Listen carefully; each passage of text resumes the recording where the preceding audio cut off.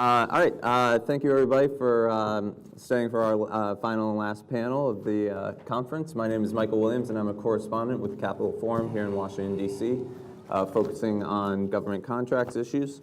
With me on the stage is Anita Bales. She's the director of the Defense Contract Audit Agency. Before assuming her present position, Ms. Bales served as the deputy director of DCAA for 3 years, and in both of these capacities, Ms. Bales has been responsible for leading over 5,000 personnel and managing an annual operating budget of approximately $650 million.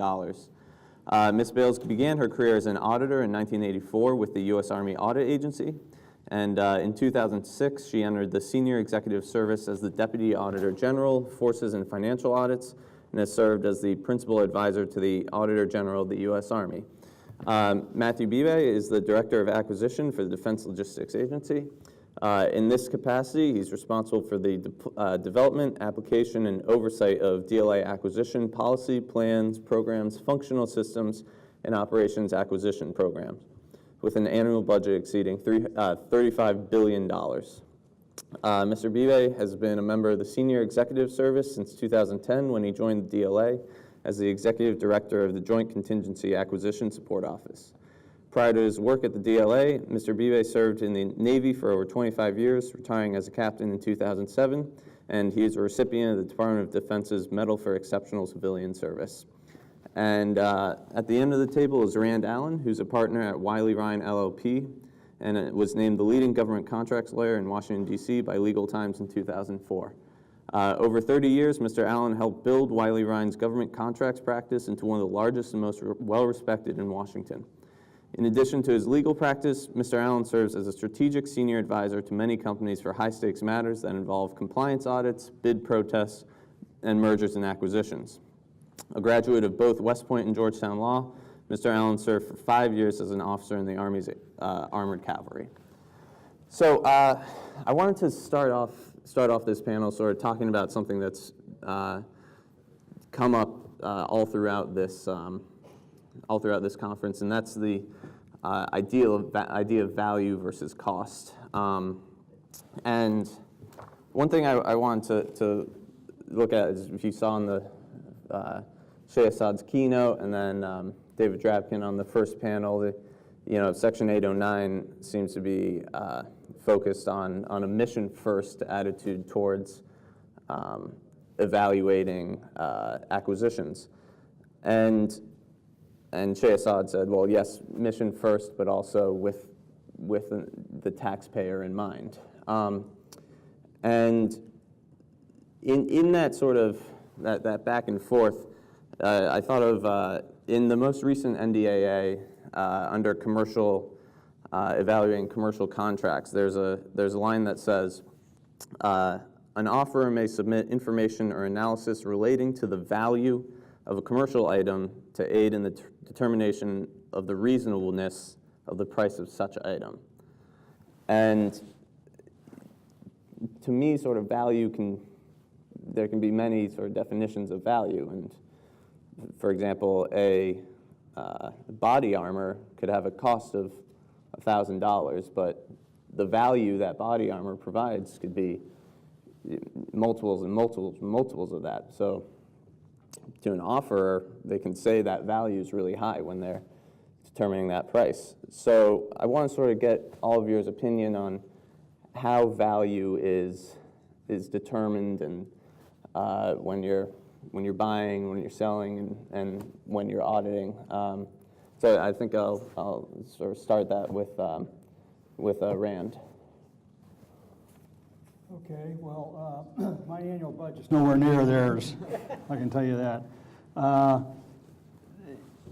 Value is a very amorphous concept, obviously, and I think that another example that what comes to mind in terms of trying to assess value in the context of what you're willing to pay for something is intellectual property, and you see that a lot, and particularly in a lot of the sole source situations that have come up. We've talked about that's something that for better or for worse, the contractor owns the intellectual property associated with the spare part or whatever it is, and that's certainly can be a value factor. I think your example is a good one in terms of just the mission-related impact of a particular product. I think it might be worthwhile. I've been studying through most of this today, and I thought it would be useful to talk a little bit about sort of the legal framework that we're operating in, because there have been a lot of questions about why don't you get this, why don't you get that, why don't you do this, why don't you do that. And the reality is that this is a regulated industry, and Congress is very much involved in setting the rules and setting the boundaries on these kinds of things. And it goes back in terms of reasonable prices, which value can be part of. It goes back to something called the Truth Negotiations Act, which has been around since the 1960s, which essentially says that the government needs to have transparency into the cost of items that it's buying, so it can have the information necessary to determine a fair and reasonable price. There are exceptions. In the old days, one of the exceptions was if you were, well, if you were buying something that had a regulated market price, like for example in the old days, telecom tariffs and stuff. I mean, that was by definition deemed reasonable. Another exception in the old days was if you were buying a catalog or market price, if the item you were buying had a commercial catalog or market price. So think back to a catalog of a hardware store or something that, you got screwdrivers or $25 or whatever, and you can go to a catalog and say, okay, this is what the going rate is. Now that catalog may have in it, says if you buy 5 screwdrivers, you only pay $20 a piece. So there's volume discounts, or could be other arrangements that the supplier would have that would affect that price. But that, if you could show that what you were selling had a catalog or market price, then TINA didn't apply. Now, what does TINA require, Truth Negotiations Act? If it does apply, it requires that the contractor provide what's called cost or pricing data, which is defined as all information that would be reasonably available and reasonably important to a buyer in determining the fair price. And it basically involves pretty much everything, labor cost, material cost, indirect cost, et cetera. If you're going to, somebody talked this morning about buying a car. If you went to a car dealer and TINA applied, the car dealer would have to say, here's my invoice from the manufacturer, here's a breakdown of all the costs all my infrastructure costs for this great showroom I've got, and all the maintenance people I need to keep on board, and the commissions I pay my sales force, and this is what I make on a particular car. Now, if you had all the information buying a car, that'd be very useful, obviously. Now, somebody also mentioned when talking about cars that you don't really need that. Why? Because you've got a very robust commercial marketplace that has competition, and that's really reflected in this exemption to TINA that's saying if you've got something like this where there's adequate price competition, you have a catalog or market pricing, we're going to be okay with letting the market determine the rate, the commercial market, and if that's a going rate, we'll pay it, and we're happy, subject to terms and conditions and anything else you might want to do. So that was how it existed for a long time, and in 1994, Congress passed something called the Federal Acquisition Streamlining Act, which changed the exemption, the catalog or market price exemption, and it changed it to a commercial item exemption. So if you're selling a commercial item to the government, then TINA doesn't apply. You don't have to provide all this information, and that's an advantage because it takes a lot of effort to get all the information. A lot of commercial companies don't keep information and cost data the same way the government wants it. There's a risk associated with it because at the end of the day, you have to certify a written certification that the data you provided were accurate, current, and complete. And if they're not, you're subject to a post-award price reduction. And that's what Anita's group does a lot of that, post-award audits. We're going and say, okay, here's the data you disclosed, here are the material quotes, here's the labor costs. Well, guess what? We found something else that you didn't tell us about. And if you had told us about that, we would have negotiated a lower price. And there's a mechanism for the government to assert those claims. It's called effective pricing. So there's a downside risk to the contractor that provides and certifies cost or pricing data. So what Congress also did in that act is they changed this paradigm from catalog or market pricing to just a pure commercial item exemption. So and they put a definition of commercial item. It's now in the FAR. That's very broad. And it's items that are, offered, that are sold or offered for sale to the general public for other than non-governmental purposes, all right? And it can also include modifications and customizations. If you have a commercial item that you sell commercially, but there's also modifications that you make to that item for commercial customers, that modified item is a commercial item. If there's even minor modifications that you would make for government purposes that doesn't change the essential characteristics of that item, then it's still a commercial item. So you're still exempt. There's still no legal contractual requirement for you to provide certified cost or pricing data. The reason Congress did this is they wanted, this is 1994, so it's 30 years ago almost, or whatever, I haven't counted it, but the idea was, which we hear a lot about even now, is we want to incentivize, we want to motivate, we want to make it easier for high-tech companies, we want to take advantage of the technology that's out there in the commercial marketplace. Companies like, and one of my first clients back in the day when I was a baby lawyer was Hewlett-Packard. A couple of people have mentioned David Packard. He was the Deputy Secretary of Defense. This was in the early 80s. Back in those days, and Hewlett-Packard was an iconic Silicon Valley company. They were just, thought of as being one of the real great examples of well-managed high-tech companies. But there was, in those days, anybody at HP that agreed to provide certified cost or pricing data in conjunction with a government contract would be fired. And it was pretty cut and dry. Now, this is David Packard, right? This is after he's been Secretary of Defense. So he knows the Defense Department procurement system.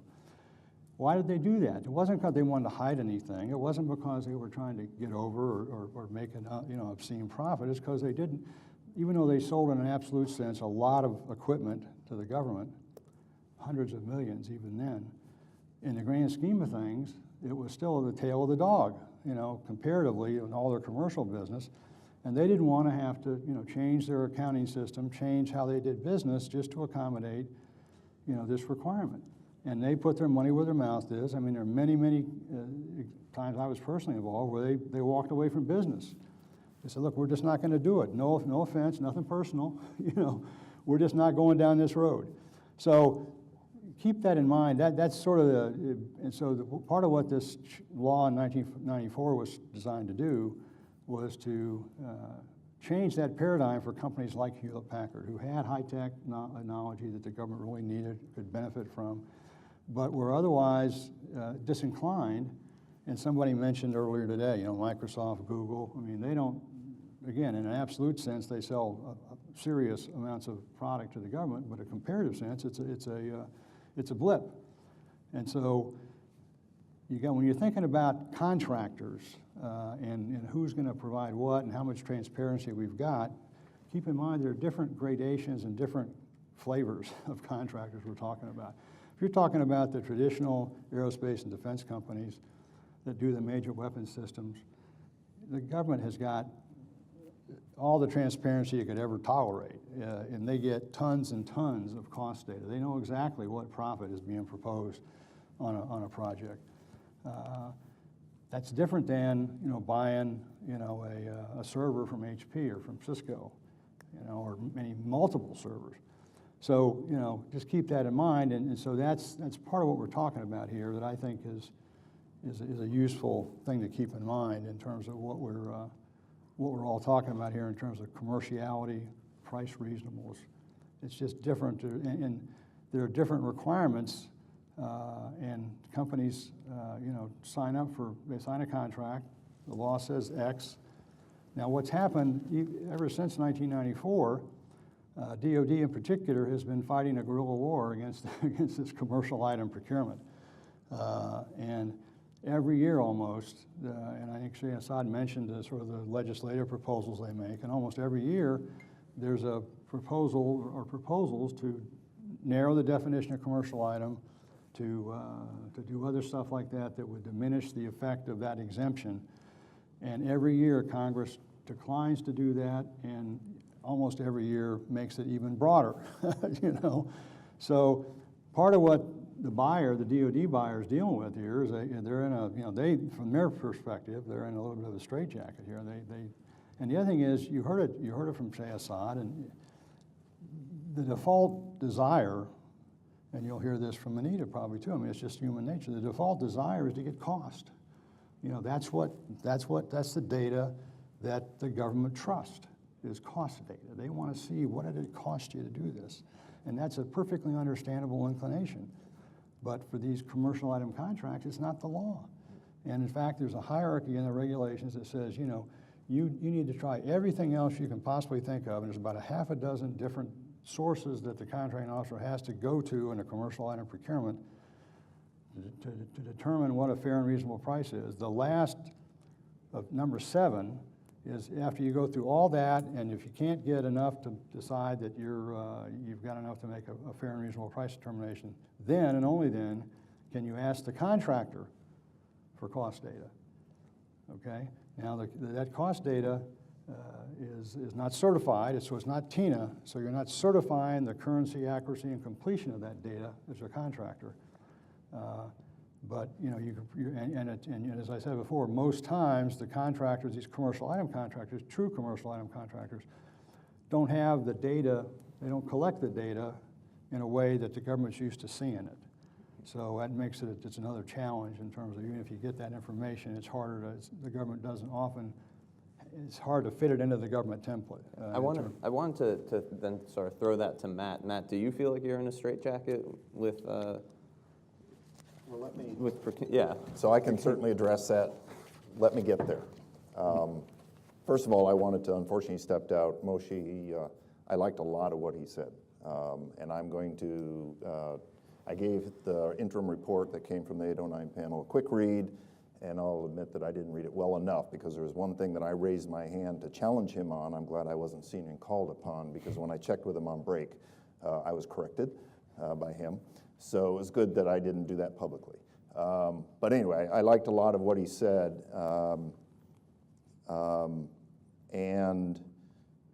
And I'm going to get to the straitjacket and the value question. First, let me say, most of what we buy, we do competitively, and we do everything we can to get that robust competition. As was stated earlier, I think it was Ms. McFarland who commented, or somebody commented, you know, sometimes we just get sort of superficial competition, other times we get true competition. When we get true competition, we definitely see the value of it, and we work very hard to structure our contracts in such a way that industry can compete on it. You have to make sure that it fits their model. You have to make sure it fits the commercial model. Many things we do, and I'm not going to the commercial parts issue here, but many things we do are very common on the commercial market: food, fuel, medical, pharmaceutical, and medical supplies, and we very much leverage and ride that commercial marketplace. We're a sliver, but to somebody, we're a very important account. And we see great benefit in those areas. So about 80% competitive. That other 20% doesn't mean is all a problem. We do most of what we do, both the competitive side and the sole source side, by long-term contracts, and we work through all of the data challenges and all of the fair and reasonable determinations necessary to get the pricing that is fair and reasonable. We do about 9,000 awards a day. So there is a high volume, there's a lot of work going on, and there is a subset, particularly in the sole source area, where yes, we do feel like we have a straitjacket because we want data, and you mentioned the last thing is you can ask data for data, but that doesn't mean they have to give it to you. They only give it to you if they choose to. I have no subpoena power. The IG has subpoena power, and they have paraded through my office with example after example of where we're getting a bad deal. But I can't tell that with my requests for data that it is in some cases, again, it's not the majority of what we do, but in some cases, we ask for that data, we don't get it, we do the best we can to come up with a fair and reasonable determination, and then possibly we find out later that we weren't necessarily getting a good deal for the government. And very often where that resides is where really we are driving the market. The department is maybe 95% of the business or the demand, but if they can show that they've made a couple commercial sales, then that's going to drive the price. And that's the way the guidance is set up right now. That's what I'm going to operate under, that guidance. And we'll see through further legislation or acquisition reforms or whatever where Congress and the administration want to move that, because we will operate within the rule set, within the authorities that they have given us. Now, you mentioned value. So in many cases where we are of, geez, we're really worried about this when we can't get the data, we're really worried that maybe it's overpriced, and I'm in a situation, do I not award it? Well, does that mean I've got an aircraft that's grounded? Does that mean I have a soldier without body armor? Luckily, the body armor is competitive, so that's not a good example. But the point being, we support 2,300 weapon systems. Readiness has a cost. There is value to readiness. And we make decisions on, do we proceed with a risk to be able to gain the value of the readiness? And as I say, the IG parades through and questions our decisions. But I can tell you many of their products have also given us indications on where we need to work, and there's been a lot of value to what they have found for us, and allows us to make corrections or to further review certain areas that need to be reviewed. So, for now. Something you both sort of touched on, and I think then Anita can pick up is, the IG comes in after the fact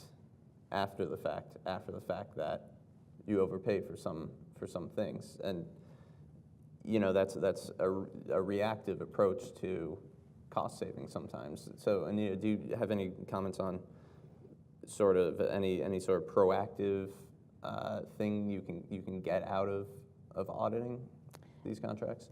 So I am an auditor. The IGs are auditors, so we have that auditor bond. But they do come in after. Where we play the role is in talking about value. Where ours is really determining and helping the contracting officer make decisions on what are fair and reasonable prices up front.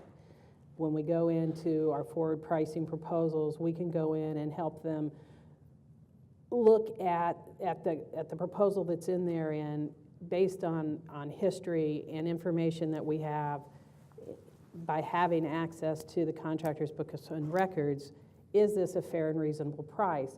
Have they considered, and a lot of things, if it is competitive, and if it is a fixed price competitive contract, DCAA is not going to play in that, because we get involved for sole source, because that's where, again, you don't have the competition to help determine what is that fair and reasonable price.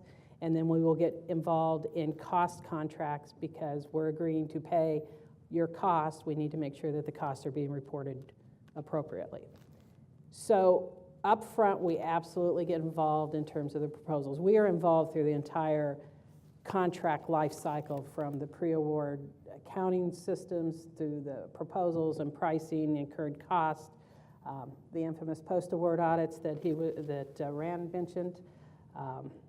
We do call them TINA compliance now, not defective pricing, because as we went in, they said, well, if you call them defective pricing, it seems like you've already made up your mind. So they're not defective pricing unless we have a finding. So absolute, we can help up front, and that is when we do a lot of our work is before the fact.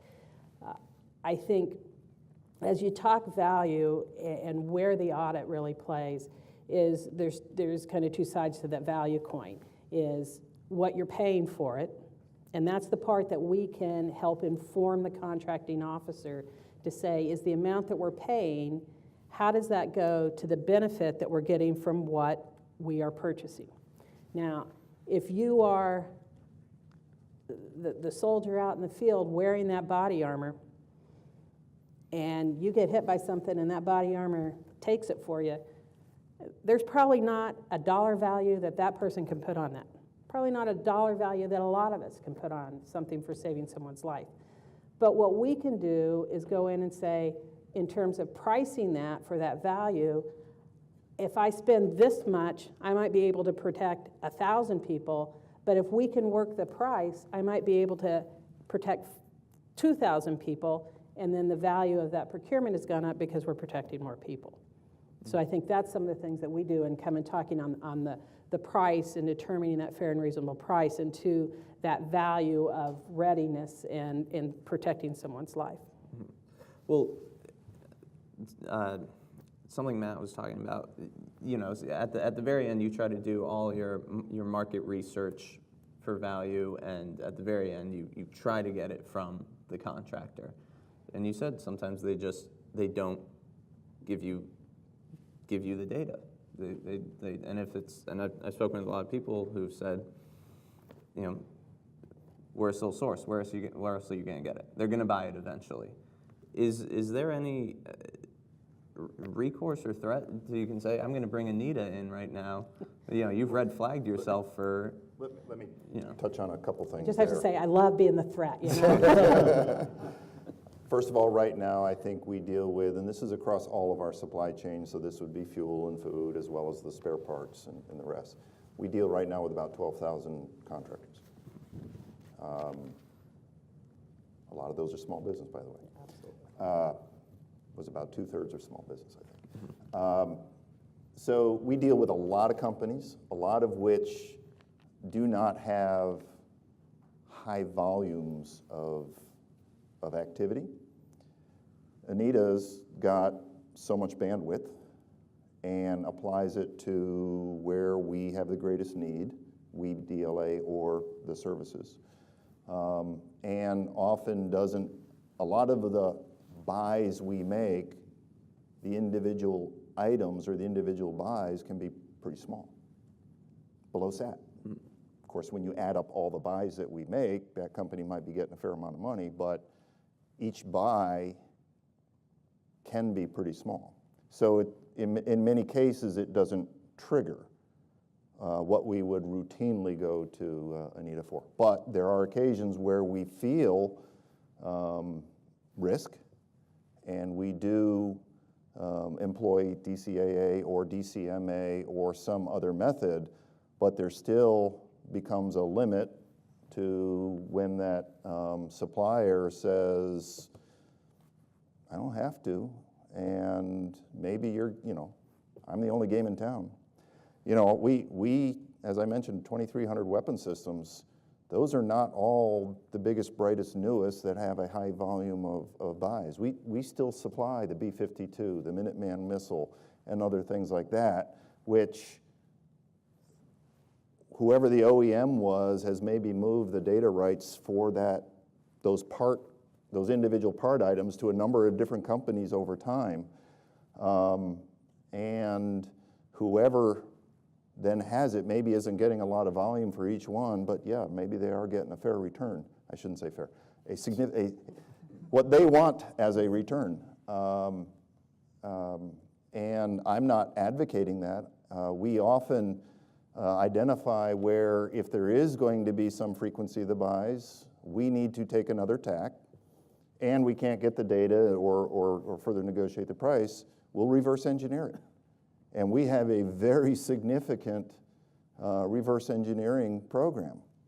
But when you're dealing with 3 million parts, of which some of those are sole source, you can't attack them all at once, and therefore you try to identify where the demand will be, reverse engineer those, work with the services to get them approved as far as whatever spec you came up with, such that you can then move it into the competitive market for the future buys. And we do a significant amount of that. But I can't do it for the entire population. of sole source items, nor do I even need to, because again, a lot of the sole source, we believe we do get sufficient data to be able to come to pricing and put it onto a long-term contract structure. Well, you say 3 million parts, and you're servicing, the B-52 that's been in production since the 1950s, and has another 20 years of life. And has another 20 years of life. It's sort of, it's hard for me to then understand. And Rand, I think you can sort of step in here. Why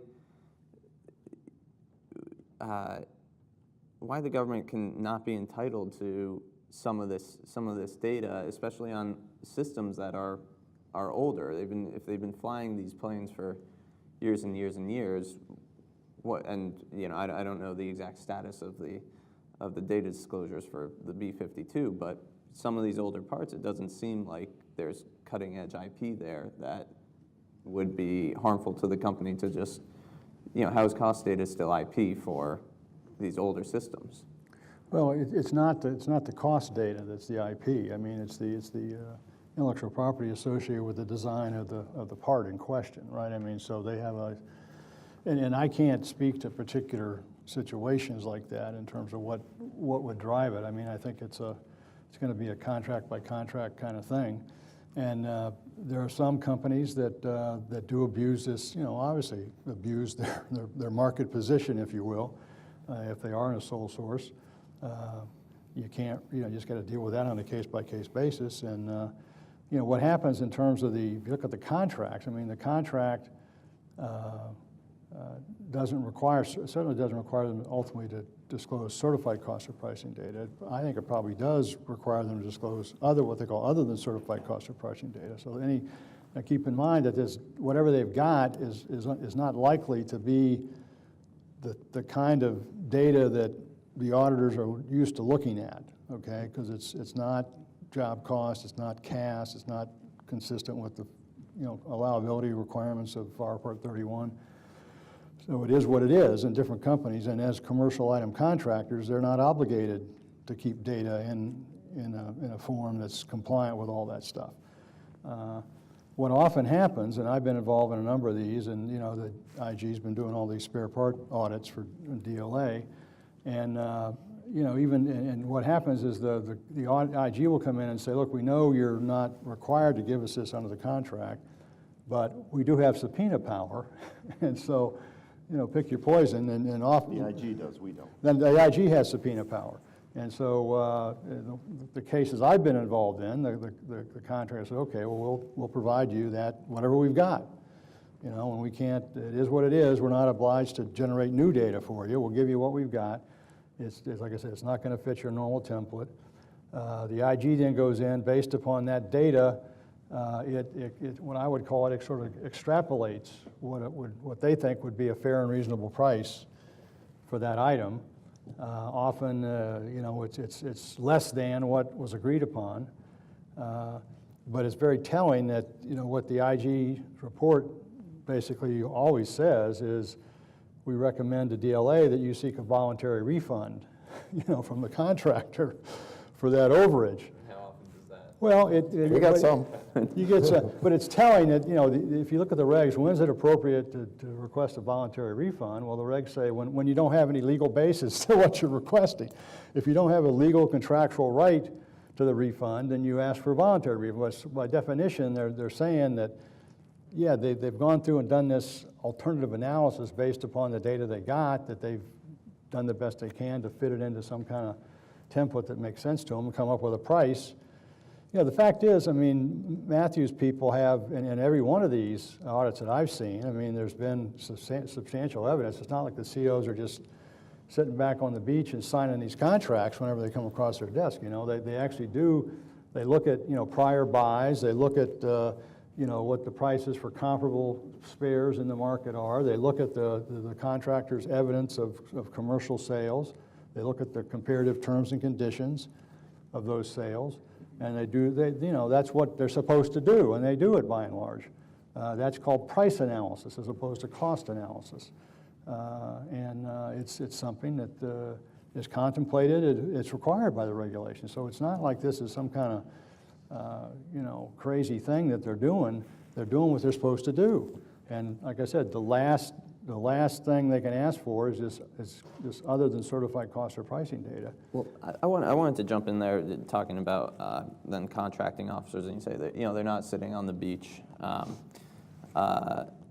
signing these contracts. The two things I kind of want to bring up. Last week, David Norquist, Trump's nominee for comptroller of the Pentagon, said he wanted to initiate the full audit of the Pentagon, but B, he wanted to bring sort of this granular level of accountability to every single department in the DoD, because he said, there's this sort of herd mentality that, cost overruns in my department don't affect the larger beast, but really, it could be death by 1,000 cuts. And Shea Assad was also talking about empowering contracting officers, rewarding them, and also holding them accountable. So, maybe they're not sitting on the beach, but is there any form of accountability? Matt, you can probably talk on this, with a contracting officer not getting a fair and reasonable price, or being able to determine that, or not going out and getting that data? Well, two things I think you've got two topics here, I think. First of all, I think that if I read the article right, he was talking about Department of Defense needs to pass an audit. In other words, that we can account for our costs and all the rest. We, DLA, are presently under audit. We asserted to be ready for audit about 2 years ago, and we have Ernst & Young in performing an audit on us now. Now, they are going to look at whether or not, we can track money coming in, where we spent it, what we contracted for, what we invoiced, what the contractors invoiced. I mean, there's perfect match of all of that, how much inventory we have and the rest. That is not employee accountability on whether or not they're doing what they should do, which is what you were kind of asking at the end. And as far as that, I want to go back to what he said. The IGs came in and said, we think DOD is getting a raw deal in these areas. But by and large, they also said those contracting officers are following the rules, given the rule structure we've given them, the authorities we've given them, but the IG being able to, under subpoena, get data that we otherwise can't get, are able to find out that we're not necessarily getting a good deal. That's what the IG, I think that's what you were saying, and I think that's what the IG was saying. And to me, it really comes down to, and they were very focused, the IG was very focused on where DOD is driving the market. Why are we letting a couple data points of commercial sales set the price? But that is what the regulations tell me to do now. If there's a couple data points of commercial sales, then the commercial price will drive. That's what I have to work with. And in fact, the IG was trying to say, hey, if Department of Defense is driving the market, then it then cost data should be required, not just something that could be requested, should be required, but the NDAA is actually moving the needle in the opposite direction of, if it smells commercial, call it commercial. Yeah, well, I think now that's a little bit of an exaggeration, but it is moving the opposite direction, and we will continue to perform based on how Congress and the regulations want us to. I don't really like being the pawn for the IG to make a case for doing something different, but that's their business. Well, people have been debating commerciality for 23 years, and I've got a feeling they're going to keep debating it for even longer. So I think we can have some questions. We want to open up the panel to some questions.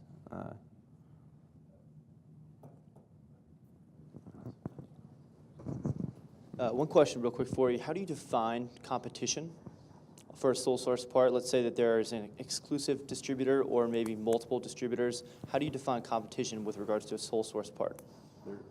If it's sole source, there is not competition. Now, if that sole source manufacturer is willing to allow it to distribute through multiple distributors, then if I chose to contract with a distributor, I could get competition.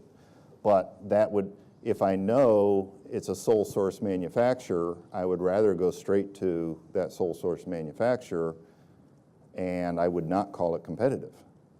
I mean, it's either sole source or it's competitive. The only way I get competition is if I have multiple parties bidding to provide the item, but if it is a single manufacturer, then, you know, I can only get competition of the storage and distribution cost, if you will, not the manufacturing cost.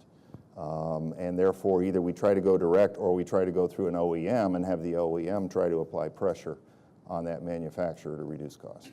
In some cases, that's what we're doing. Sometimes when, you know, there's concern about are we getting a good price or not, it's not always because we contract direct. Sometimes we're contracting with an OEM whose supplier base includes one or more parties that, you know, are maybe getting inflated profit margins or whatever. So when I said we're 80% competitive, that's where we believe we have true competition, that we're exciting that competition, that we structured in such a way that there are multiple sourcing options.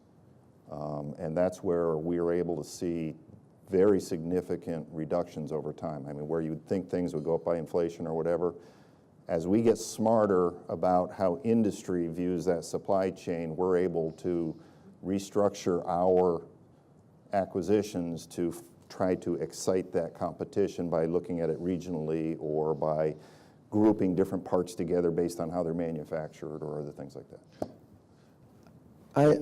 So a lot of the language that you use sort of contradictory with what Mr. Assad said, and that you act like you're a price taker.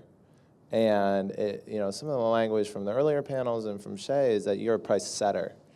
And so you do the research and you set the price.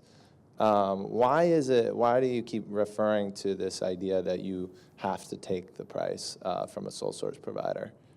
And my second question is, there was a lot of conversation about creative solutions when you have a sole source provider who's trying to jam you up with a price. How many OIG investigations, how many congressional letters, and how many statements from the head of DoD pricing do you need before you feel enabled to come up with a creative solution to a sole source provider who's giving you a bad price? So a couple things. First of all, you said price taker. I think I know what you mean by that, not positive. But as I said, by and large, even our sole source areas, we are able to get sufficient data, negotiate what we believe fair and reasonable, and it is it's a small subset where we're really, in a sense, at odds, where we keep asking, we keep trying, we try other avenues to get the data we need, and they just keep saying no, and then we come down to the decision point, which, you know, I've got my responsibilities to make sure that I am supporting that contracting officer with fair and reasonable pricing determination, and then I also have my readiness concerns because. No, I'm asking, let's have a scenario where they're saying, we are not going to give you the data. Mm-hmm. You don't have the data. You have to do your own research. You come up with your own research, you come up with your own price. You give them the price. Right? Like, I just don't, there's this like kind of disconnect where. So I can't. They're not required to do business with you. They're not required. They can walk away. I mean, so you might want to call their bluff, but that's, you know, the government just can't give them a unilateral, say this is the price, and I have no way. they have a choice. Walk me through that when you So- say, we did our own research, this is the price we came up with, and they say no. Then. And so you don't have any recourse, you don't have, you can't go back to someone else and say, hey man, we did the research, here's the price that we came up with, and they said no. Now, there's no track record, there's no information of you guys ever doing something like that. So That's not true. That's not true. You say there is no record of us ever trying anything like that? That's not true. We have a number of avenues. We can keep asking, but we can't force them to give us their data, and only they hold their data. We do should-cost analysis in many cases. Try to say, well, geez, if I was manufacturing this or some other party was manufacturing this, what would it cost? But I can't have somebody else manufacture it because the specs only reside with one party. I can try to reverse engineer it. In many cases we do, but that takes time. So what actually happened when you say we do the research, we came up with this price, and then the company says, no, we're not going to give it to you for that price? Like, what happens then? Like, I mean, that just... I have to make a choice of whether or not to strike whatever deal I can get or walk away. You think you need public information? You don't go to anyone to say, you know, hey, I'm in this negotiating position where I came up with what I thought was a fair and reasonable price, and they're telling me they're not going to give me the part. You don't have any... Sure, we talk to others, but who do you think is going to tell them they have to? I just think, I mean, like, I just put myself in a position like that. I think if there was public information out there that some company was saying, no, I'm not going to provide a part for you. Or, you know, we've also heard examples of the government going in when something like this happened. I think it was with night vision goggles. The government said, you know, we're just going to make the, you know, we're just going to take the IP from you. We're going to have someone else produce this. So I'm not saying that that's a necessary solution. Am I allowed to take somebody's intellectual property? Well, I mean, come on, this is ridiculous. What you're saying is ridiculous. The fact that you're laughing at the idea of taking intellectual property, when this has been done many, many times. It was done in the 30s and 40s. And what you've described is a situation where you're incentivizing the entire defense market to be monopolized in the hands of people who will tell you no. That's what you've done. That's what you've described. You haven't said, well, what we really need is subpoena power. You haven't said, well, what we really need is stronger antitrust regulation, or what we really need is our own investment fund so that we can do this, or what we really need is more reverse engineering. You're just sitting up there saying, well, it's hard, and we can't really do anything we're about saying it. we're complying that's with ridiculous. We're complying with the law. Now, maybe you don't think that's required, and God bless you if you don't feel No, obliged, what that's what you're doing is you just laughed. You just laughed when someone proposed actually using, you know, actually saying taking IP. You could sit up there and you could say, we can ask Congress to make changes. You can say that. So, I mean, and you're just laughing at the very idea of it because you've bought into this notion that you're price takers. Okay. I think, one, maybe we need to take this down just a bit. You know, we're here trying to answer your questions. So if we can take that down a bit, I would be grateful. So if I can offer a couple things, you're right, I don't just take property. I don't think I am authorized to do that. To suggest that I have never, or the department, to suggest the department has never asked for legislation to change things is inaccurate.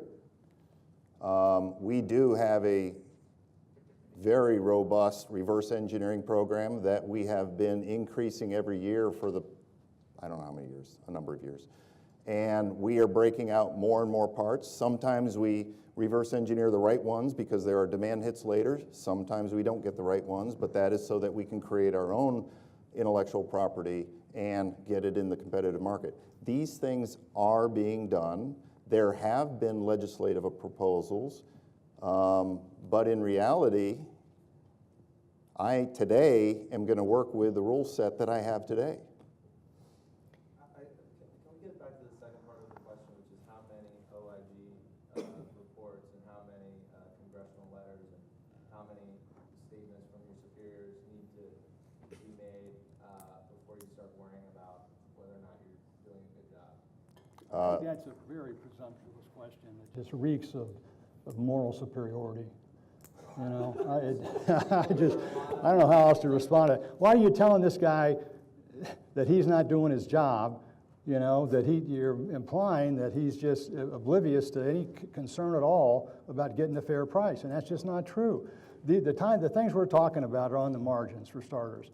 not every deal, he talked about how many he's got, I don't know, 12,000 or whatever.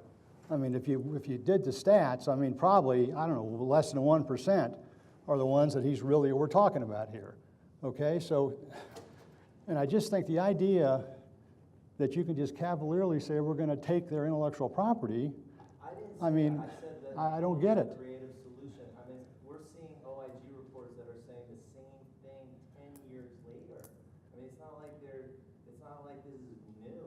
It's not like you guys don't have creative options. I mean, you sit here, you listen to other people on the other panels, and you ask them, look, does DoD have creative solutions when they're put in this type of position on sole source pricing? And they say yes, and you guys are saying no. And so, your boss is. Well, you should ask these questions of Shay Assad, because he was talking about how all the good stuff they're doing. I mean, there's a hierarchy here in terms of, Why is there such a disconnect between what Shay Assad is saying and what you guys are saying? What country do you live in, man? So Shay is working on trying to move, working with the Hill, working with the panels. There is an intellectual panel too. It's the Section 813 panel. He's working with those panels. He's working with the Hill. He's working the policy end of things on trying to move so that people like me on the execution side of things have the abilities to have some leverage or have some options, as you're saying. And I certainly talk to Shay frequently so that he knows where we're struggling and what sort of help we could use. And then I do what's within my control, which is a degree of reverse engineering, as well as continuing to work with who we know is maybe suspect on pricing and trying to reach a deal that we can both live with based on our ability to determine what we think it should cost compared to what they are offering as a price. And I'm sorry. And I know you want to ask a question. Let me get one thing. One of the things, we were on an audit. We were working with on a proposal with Matt's group, and some of this came out. And I'm not going to get into specifics. I can't get into specifics. It's still within negotiation. But one of those things, we did identify that, and it goes back also to what Matt was saying in terms of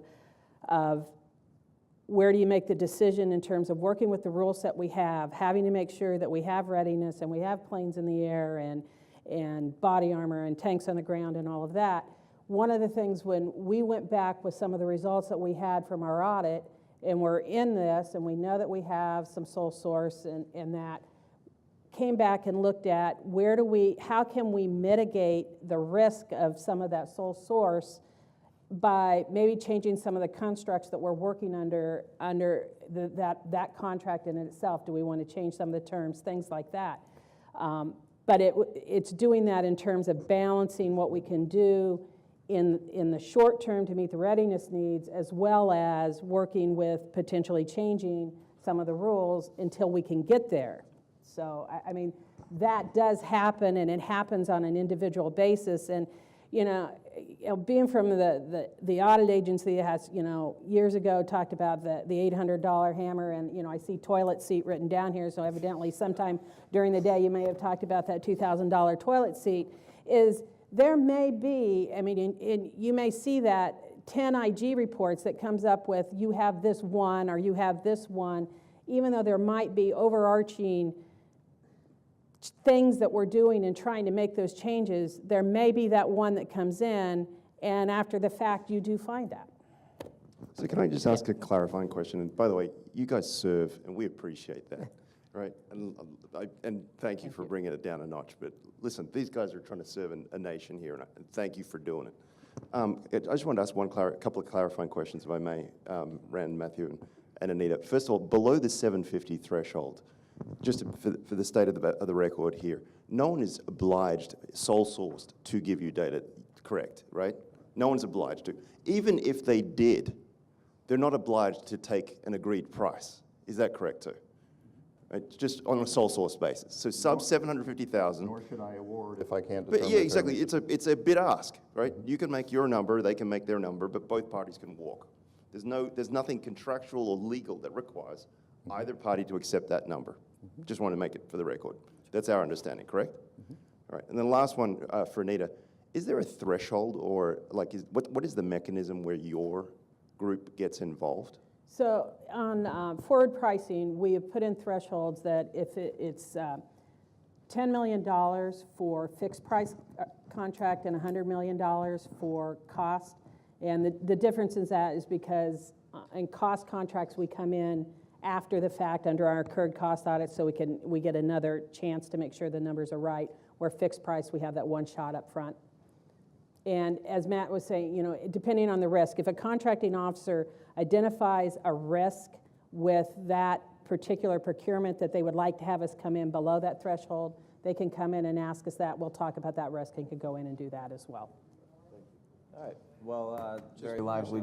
One more call. Real quick, Okay. maybe probably geared towards Matt. Why are sole source suppliers allowed to use distributors?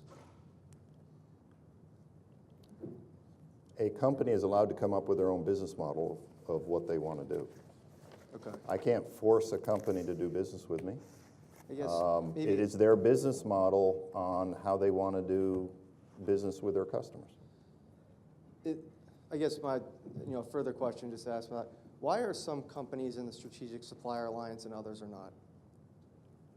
You mean our strategic supplier Yes. alliances? Yeah. It is based on, it is, I mean, it's arbitrary. It isn't a set criteria, but it starts with volume. Volume both as far as number of actions as well as overall cost, as well as not just 1 year, but for sequential years. We don't refuse to have sort of a strategic relationship with anybody, but there's certain ones that we want to make sure we have a strategic relationship with, but not a strict, here's the threshold, you're either in or out of the club. Gotcha. Cool, thank you. All right, well, I want to thank our panelists for this lively and interesting discussion.